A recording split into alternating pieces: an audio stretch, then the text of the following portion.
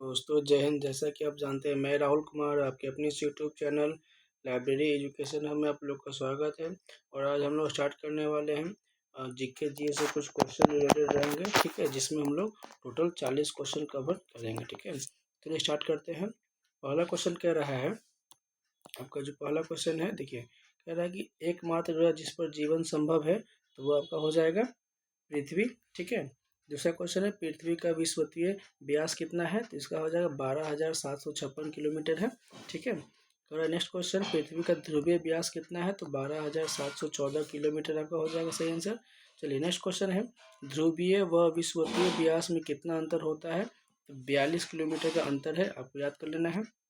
Next question है, पृथ्वी अपनी धुरी पर कितने अंश झुकी हुई है, तो जब भी ऐसा क्वेश्चन आए तो 23.5 आंसर मार्क किया जाना है ना।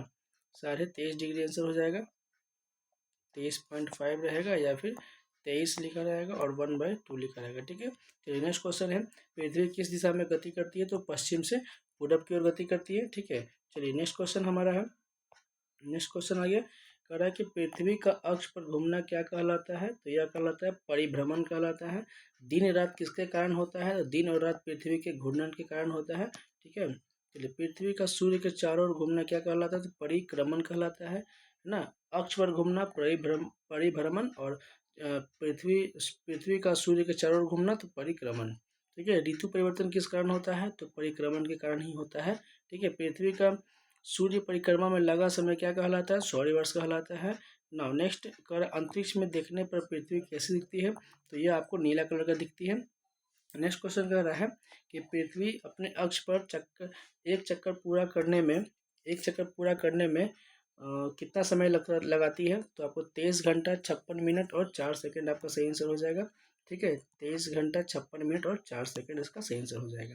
नेक्स्ट कह रहा है, पृथ्वी को सूर्य की एक परिक्रमा करने में कितना समय लगता है, तो 365 दिन और 6 घंटा लगभग लगता है, ठीक है। सर्वप्रथम पृथ्वी की त्रिज्या किसने मापी थी, तो इरेटोस्थेनीज ने नापा था, ठीक है। पृथ्वी से चंद्रमा का कितना भाग दिखता है, तो यह 59% दिखता है, बाकी का वो पीछे छुप जाता है।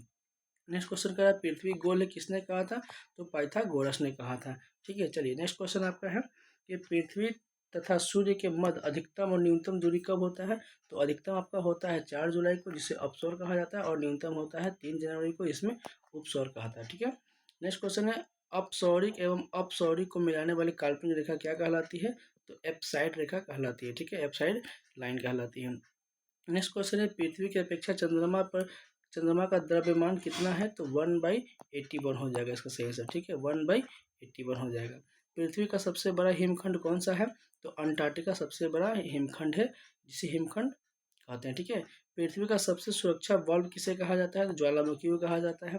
पृथ्वी पर सबसे लंबा दिन कब होता है, तो पृथ्वी पर सबसे लंबा दिन 21 जून को और 22 दिसंबर को होता है, ठीक है। उत्तरी गोलार्ध में 21 जून को और दक्षिणी गोलार्ध में 22 दिसंबर को होता है, ठीक है। पृथ्वी पर सबसे छोटा दिन कब होता है, तो 22 दिसंबर को होता है छोटा दिन, और 21 जून को होता है छोटा दिन, जो दक्षिणी गोलार्ध में होता है, इस उत्तरी गोलार्ध में स्थित होता है, ठीक है।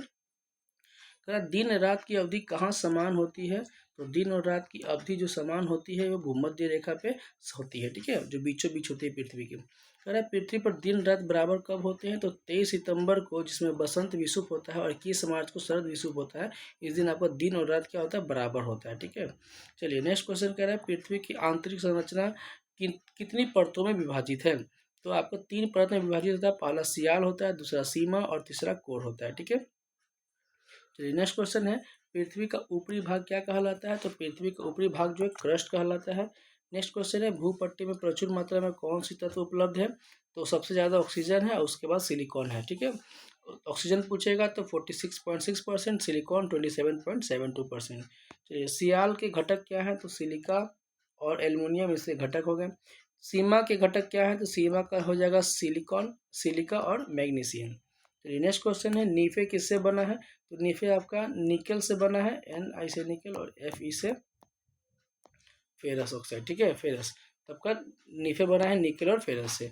पृथ्वी के नीचे द्रवीभूत सेल क्या कहलाता है, तो द्रवीभूत जो भी पृथ्वी के नीचे में है सबसे द्रवीभूत सेल है वो आपका मैग्मा कहलाता है, ठीक है, जो सबसे ज़्यादा गर्म होता है।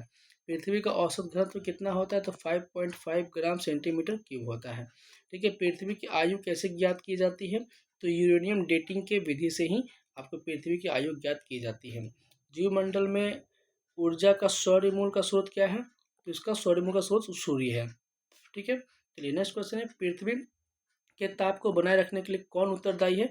तो CO2 एवं जल वाष्प इसका ताप बनाने के लिए उत्तरदायी है। ठीक है, नेक्स्ट क्वेश्चन है, पृथ्वी की संपूर्ण बाह्य परत क्या कहलाती है? तो ये आपका लिथोस्फीयर कहलाती है। ठीक है दोस्तों, आज के इस क्वेश्चन में इतना ही, मिलते हैं नेक्स्ट वीडियो में एक नए जीके के साथ। तब तक के लिए जय हिंद।